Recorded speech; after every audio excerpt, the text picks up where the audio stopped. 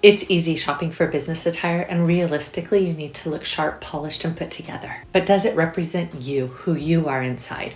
Hi, I'm Erin. I'm not a fashionista, but after 20 years in the corporate world, I can certainly tell you that first and second impressions in the workplace really do matter, and it starts with the clothes that you put on your body, the shoes that you want to put on your feet, and whether or not they match what your personal brand looks like in terms of who you are and where you're going in your career. Color and print that represent your personal style. Ask yourself how visible you want to be and in what way. Loud colors and big prints send a very different vibe than all black or neutral tones or muted colors. Lace, ribbons, and pale pink paired together give off a very feminine vibe and can cause you to be taken less seriously. Sure, you can do a color analysis, but just think about it like this. Have you ever shown up to the office and somebody around you says, like, are you okay? Are you sick? Do you look tired? That's probably because you were wearing something that made you look washed out or made you look a little bit sick compared to when you look bright and lively. And this really is color tone, and color tone is different for everyone. So it really depends on hair color, eye color, skin tone. There's a lot of factors that go into it. For me, I have really pale skin and pale hair, so I need to be conscious of that when I get dressed in the morning and wear things that suit the things that I was born with. And speaking of my hair color and my skin tone, I can wear a crisp white, but I cannot wear an off-white. I can wear black, but I can't wear pale gray. I can wear bright, bold colors, but I can't wear anything with a gray undertone. That's me personally, and it's going to be different for you, but you just want to have a think about all of the factors that go into what makes you look tired and worn out and what makes you look bright and lively, and pair that with how you want to be seen in the office as well. Now, before we move on, this does not mean get rid of all of the clothes that don't suit you.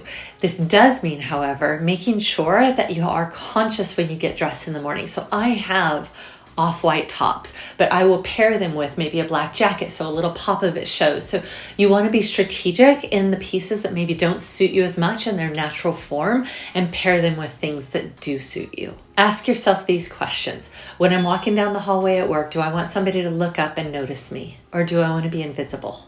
And if I have a piece of clothing that I absolutely love wearing, how might I style it in a way that suits how I want to be seen without becoming invisible? Clothes that exude confidence when you're in the room. Confidence looks different in different settings. If you're on a date, it might be a little black dress that you're wearing that hugs your curves or is a little short on the legs, and that's great. But confident date wear and confident workwear are two different things entirely. Let's talk about shoes for a minute, because while some of us like shoes, other of us, it's an afterthought. It's whatever we have in the closet that we can pull out and put on before we race out the door after we've put our outfit together. But they really can make or break your look. Women, if you wear heels, are they workwear or are they clubwear? Be conscious of this, because you can very quickly send the wrong signal about why you're in the workplace if you're wearing heels that are more appropriate for a date night or clubbing. If you wear sneakers or flats, make sure that the rest of your outfit is elevated one level above whatever is appropriate for the workplace, because flats and sneakers automatically bring a casual vibe to your outfit. So if I wear sneakers, very often, even if it's a casual Friday or something like that, I will throw a blazer on. And if you're going to wear sneakers, be very, very careful about wearing jeans, because jeans are casual and sneakers are casual. So that combination will often read as more casual than you intend. And even on a casual Friday, it can make it seem like you don't care as much about your work as you do. So caution flag.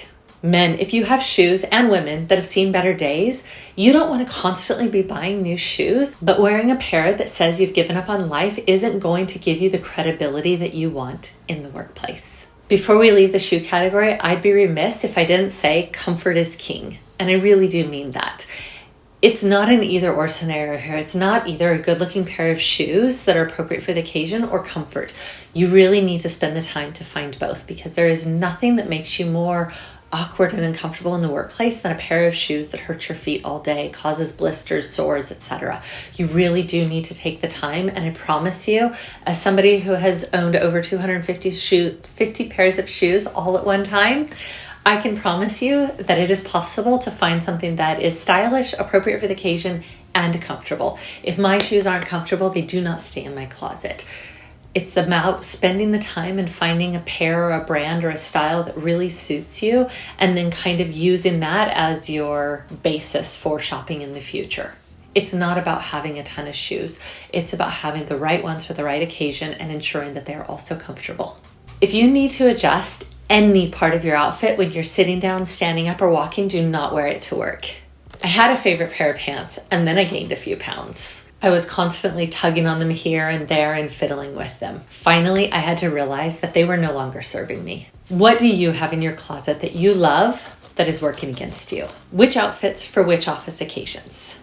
This one is specifically for women. If you have an important meeting, do not wear a skirt or a dress. You'll be limited to keeping your legs closed or crossed the entire time, and it will affect your body posture above the table in the meeting, and how you come across will be diminished as compared to if you can keep both of your feet flat on the ground and your legs spread a little bit apart.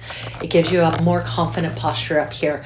So you will naturally send a less confident signal across if you're wearing a skirt or a dress in an important meeting. And a lack of confidence is the last thing that you want to project.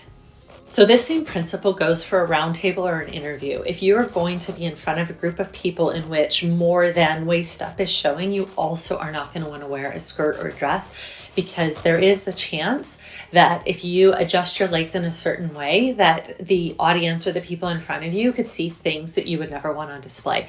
And you don't want to have a small part of your subconscious constantly thinking about that. And you don't want to constantly have to remember to keep your legs a certain way while you are presenting. You want to just be comfortable and speak and have your whole focus be simply on what you're saying, the message that you want to convey, and giving everything that you have to your audience. And therefore, don't create that distraction for yourself. So let's do this in real time. Right now, I'm sitting, my feet are planted on the ground. I'm going to go ahead and cross my legs, and I want you to watch my posture change here.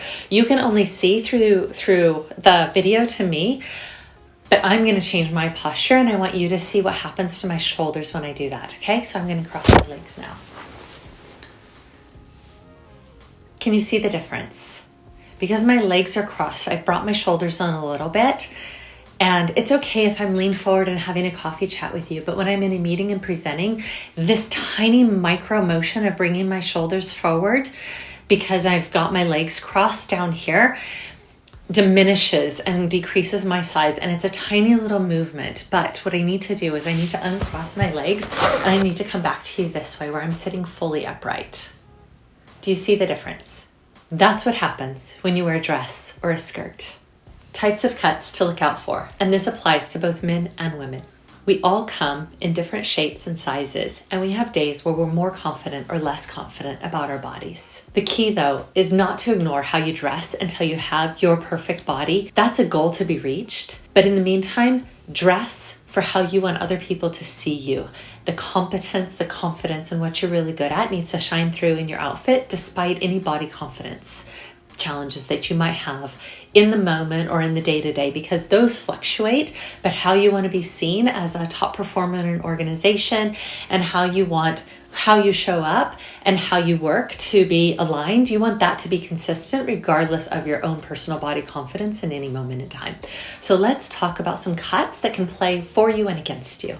When you're shopping your closet, or if you're out shopping for new work clothes, you want to pick things that are not either overtly sexy or giving off I gave up on life vibes. One concept that I always follow and that I think is universally applicable in the workplace, whether you're a man or a woman, regardless of height, shape, any of those factors, is that you want to pick if one part of your outfit is more fitted, say your shirt or your pants, if you wear something more fitted, then you want the other piece to be on the looser side. You don't want tight and tight, and you don't want baggy and baggy. Tight and tight can lean towards the overtly sexy side, and baggy leans towards the I gave up on life side. So you want a nice balance of the two. There are always exceptions to the rule, and if you're a fashionista, of course you know how to break these rules. But if you're just going for I need to get dressed, get out the door, look professional, and show up in a way that inspires other people to believe that I know what the heck I'm doing and where the heck I'm going, it's a great rule to follow. For myself, as a female executive, I try to blend masculine and feminine because I recognize that in leadership still today, in most executive roles in corporations, there's a majority of men, and I don't want to come across as so feminine that I'm not taken seriously. I also don't want to come across as so masculine that I lose my feminine identity, or that I'm perceived as being ashamed of being a woman, because I am not. I'm proud that I am a woman woman in leadership, and so I try to blend the masculine and feminine elements of any outfit together. Now that you know how to look your best in the workplace, you probably want a little boost of confidence to get you out the door. Grab your copy of my confidence guide that gives you actionable tips that you can do in as little as 1 minute a day. I'll leave a link in the description and I'll pin a comment, something like that. Have a great day, stay true to yourself, and remember, keep leveling up, and that future job that you are going after, it'll be yours. Bye.